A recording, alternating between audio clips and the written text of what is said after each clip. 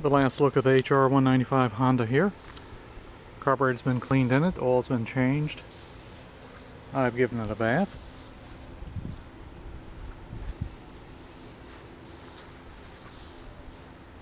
And it's got a new rope in it, which is really the major problem with it, that I could see that, and the carburetor was, the nozzle was clogged up on it, the jet. We'll give it a last start here, and I'm going to put this on Craigslist and resell this spring, a few weeks. Don't think I can get a whole lot for it, but it was fun working on this. Let's see if we can get it to start here. Get some choke.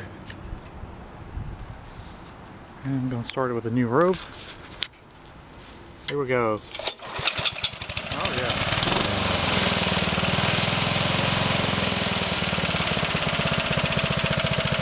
Honda engines really run smooth.